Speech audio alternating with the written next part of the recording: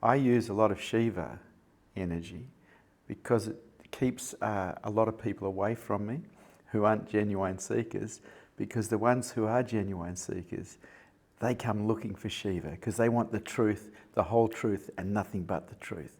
They're not interested in a watered down version of it. And so I serve it up cordial strength.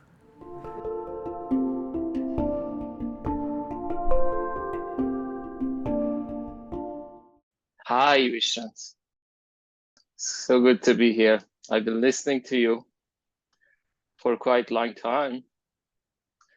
And today I decided to tune in and experience the Buddhafield. Are you a Osho Sannyasin? I am. It's the same Buddhafield. There isn't two types, there's only one type. Same Buddhafield. Like Osho used to say, you go to any ocean and it still tastes salty. The Buddhafield is the same. And like you, I was one of Osho's disciples. I was one of his flowers in his garden. And what happened here is it bloomed. Beautiful. And I am hoping for you the same thing occurs, that you flower. I'm hoping to. You know, we live in Toronto, Canada. We have a group of meditators together. We hold meditation sessions weekly and twice a week online. We also have full day retreats. And all we do is meditation. So there's no enlightened master between us. We just meditate. Yeah, the thing about enlightened master is he will try to take you apart until there is nothing left, because you are the obstacle. And so it's very much a stripping down process. And an enlightened master develops devices so you get caught, so you can see where you're still caught, so you can start to remove those obstacles. An enlightened master is brilliant to have. Osho, unfortunately, got too big. By the time I met him, which was 1983 or 84 when I first saw him, he was too big. He had hundreds of thousands of followers, sannyasins, and I couldn't really get to him to be close to him. I just couldn't get close to him. I think the closest I got was within 50 meters, you know. Yes. And I really craved that, wanting to be close, because I could feel him, but I could feel him from the distance. When the Advaita Vedanta teachers came to Perth, West Australia, I could talk to them. I could actually sit on a stage with them and get blown away by their presence. And it was just, wow, this is so great, you know? And Osho gave me a false idea of what enlightenment was, because he was so gone and dressed like a woman a fair bit of the time. He was so gone. I loved him to bits, but he was so gone and unavailable in just about every way except for his presence. Whereas the Advaita Vedanta teacher that came to town, he got up in the middle of a satsang and went for a wee and made it all seem very human for me, you know? And it allowed me to drop a lot of stuff that I had around what enlightenment is. Osho kept telling us that he was ordinary, but when he dressed up in those clothes and did this thing on stage with thousands of people watching him, he didn't look very ordinary. But he was absolutely accurate. It is about being totally, totally ordinary. No one going nowhere. You come and play, and you'll start changing. I got enough of Osho's energy because I got to speak to him for 40 minutes like this. I got enough energy for him to actually take me apart. He energetically got me. He energetically destroyed me. Yes. I have listened to your interview back in the days with Osho, and I've listened and watched that interview probably over 10 times. Yeah. Yeah, I was so naive. I had no idea what I was dealing with. He just blew my mind, and I'd never had my mind blown before, you know. And I was on camera, and I knew I was on camera, and it was going. I had to hold it together, and it wasn't happening. I was losing it. At one point, I repeated myself, and he leant forward and said, "You're not listening to me." Wow, wacko! Well, that was. But when I went back and watched it recently, I noticed that he was using his fingers.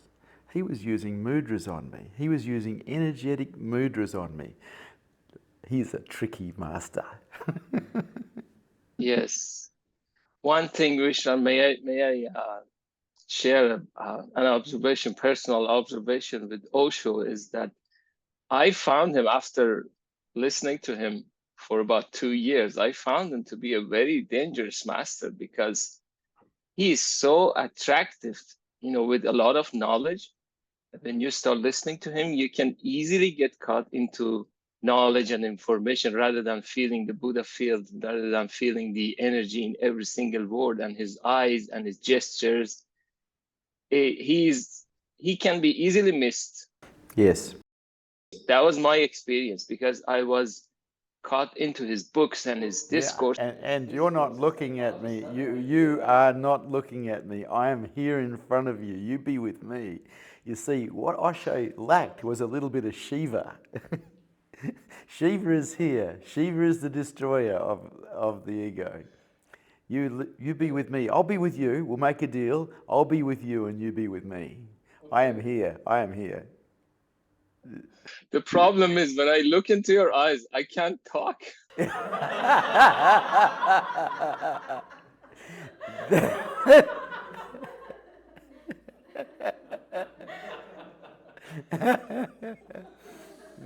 I had the same problem with Osho. Yeah. Yeah, but there's a much more powerful transmission if you do look at my eyes. You know, the transmission is a gift. It's the gift, it is a gift in itself. It'll start undoing you, little bit by little bit, little bit by little bit. Unfortunately, what happens then is anything you haven't dealt with inside yourself will come up. And that's when you need to have an attitude to that is one of warm welcoming rather than let's push it down again. The attitude of one of warm welcoming isn't something we're born with, so we have to develop it. But in warm welcoming, whatever appears, we heal the wounds of our heart. We start to get free of all this damage that's happened to us over a lifetime. And so I use a lot of Shiva energy because it keeps a lot of people away from me who aren't genuine seekers, because the ones who are genuine seekers, they come looking for Shiva because they want the truth, the whole truth, and nothing but the truth. They're not interested in a watered down version of it. And so I serve it up cordial strength.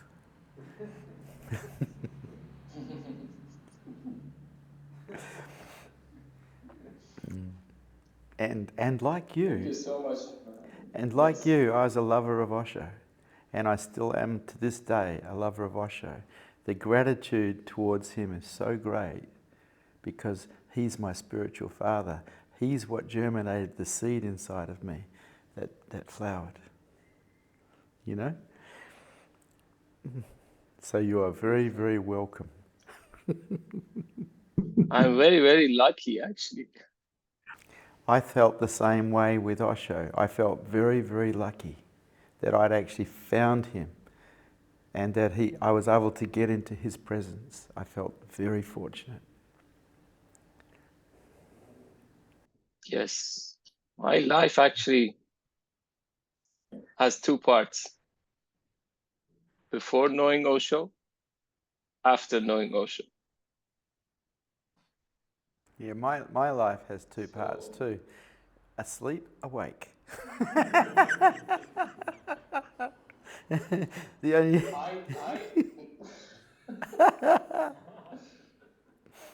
So will you take my hand and walk me home? I know what Alan was said, Yeah. but probably he was right because he wasn't enlightened like me.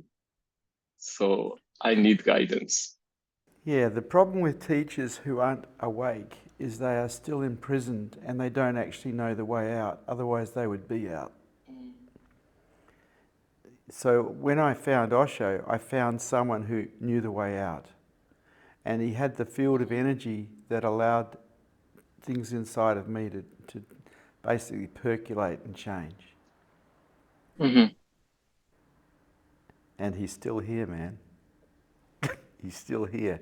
He left his body in 1990, but he's still here. This is his teaching. This is the same Buddhafield. He's still here, Yes. just operating out of a Western body. Yes. Beautiful. Very beautiful. Love you. Love you, Vishrant. Thank you so much.